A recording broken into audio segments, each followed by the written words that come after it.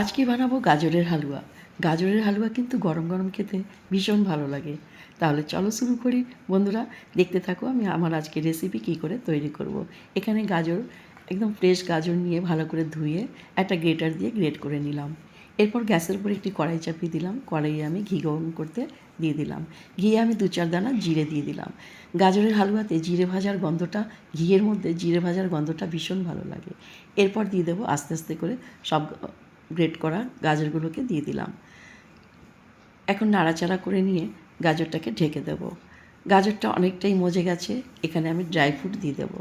Dry fruit দিয়ে গাজরটাকে নাড়াচাড়া করে নিয়ে এবার ঢেলে দেবো দুধ। বন্ধুরা দেখতেই পাচ্ছ গাজরটা আমার কতখানি মজে গেছে।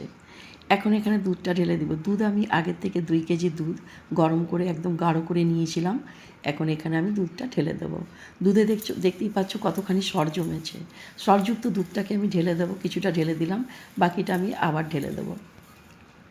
নাড়াচাড়া, ভালো করে নাড়াচাড়া করে গাজরের সঙ্গে একদম মিক্স করে নেব।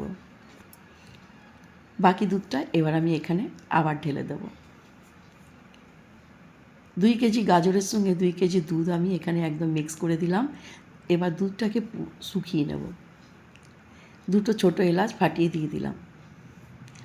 এখানে 100 গ্রাম চিনি আমি দিয়ে দিলাম। চিনির মাত্রাটা তোমরা নিজেরভাবে দিতে পারো।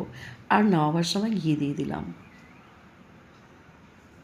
এবার খুব ভালো করে নাড়াচাড়া করে আমার আজকের রেসিপি গাজরের হালুয়া একদম তৈরি।